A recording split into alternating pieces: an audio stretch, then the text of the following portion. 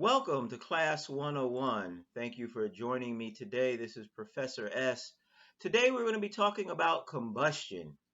And combustion is a rapid chemical process that typically produces heat and usually light. You don't hear combustion spoken about too much today, but without combustion, we would not have the transportation that we have today. We would not be able to travel in our cars, our buses, or our trains. We would not be able to fly from one place to another. We would not have the electricity that we enjoy in our homes today because many of our power plants are based off of the combustion process. So combustion is something that affects each and every one of our daily lives. So today we're going to just learn a little bit about combustion and find out what combustion is and how it works for us.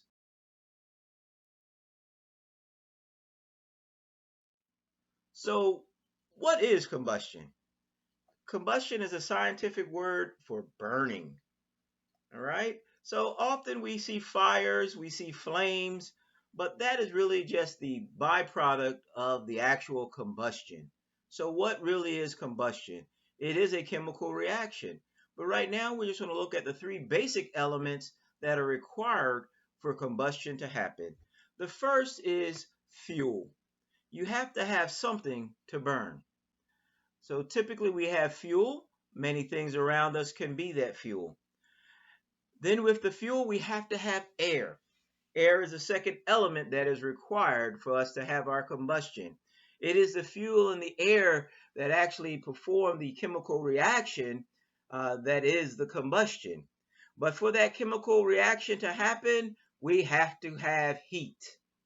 Without heat, we would not have the combustion. Actually, without any one of these elements, we would not have combustion.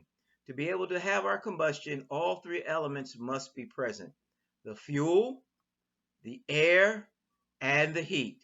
When we have all three of those elements, we will then have combustion, and then you will see our byproduct of heat and light, also seen in the form of a flame or a fire.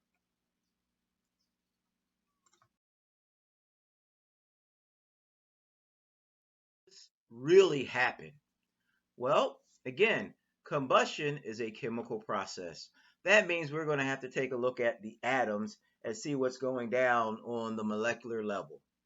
Hydrocarbons, it's a fancy word where we combine hydrogen and carbon together, but hydrocarbons are found in everything that burns.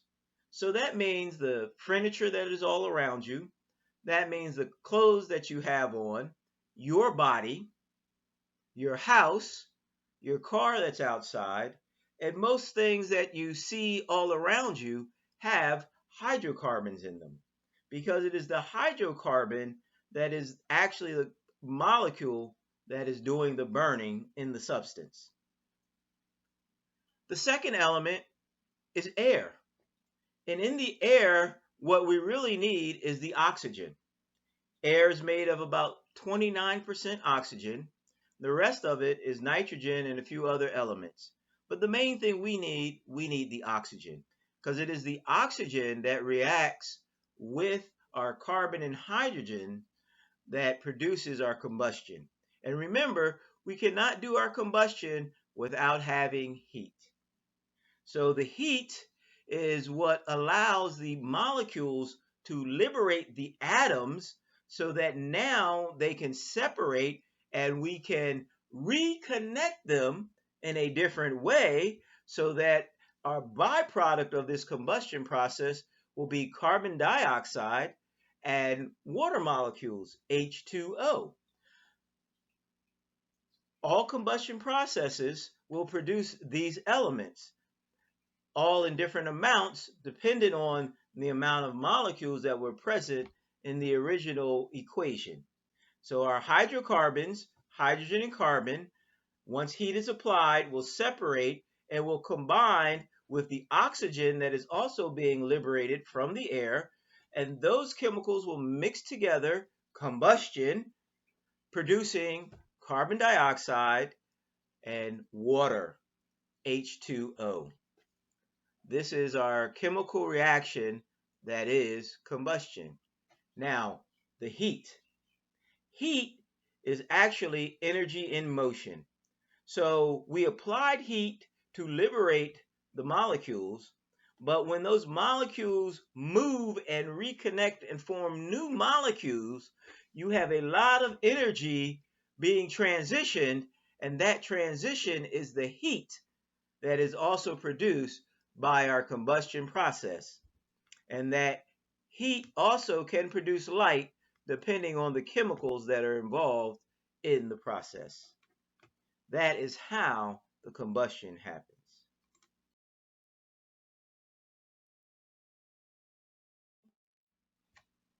So, when do we see this combustion? There are three types of combustion that we have: spontaneous, rapid, and explosion.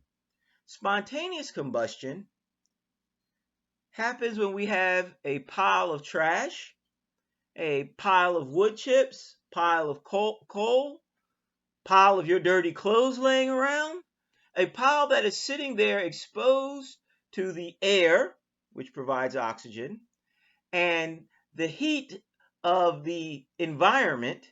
And as the sun elevates the heat, if it gets hot enough to liberate the hydrocarbons in the pile of your dirty clothes, they will combine with the oxygen that is in the air, and you will have a spontaneous combustion happen to where your pile will ignite into a flame all by itself. And then that pile will continue to burn until there are no more hydrocarbons there to burn. That is spontaneous combustion.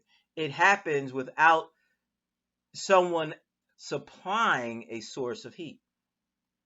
Rapid combustion, which is what we use in many of our processes, is the combustion where we take the same substances. We take our fuel, hydrocarbon, we take air, which is providing our oxygen, and then we supply the initial heat to start the combustion process. And once the combustion process has begun and it starts generating its own heat, we may not need to supply heat anymore. It may continue off of the heat supplied out of its own process. This combustion will continue as long as the heat is present, as long as there is oxygen present, and as long as there are hydrocarbons present. The combustion process will continue. But remember, for rapid combustion to start, there has to be an external heat source applied. Now, explosion combustion is when a combustion reaction releases a sudden large amount of gas. So large that this gas rapidly expands, causing a loud sound, causing an enormous amount of release of heat and light. And we usually title this an explosion. Happens when a bomb goes off, maybe a firecracker, maybe fireworks.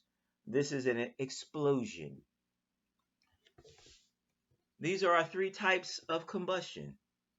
Combustion, again, is something that we use every day, typically in the controlled manner.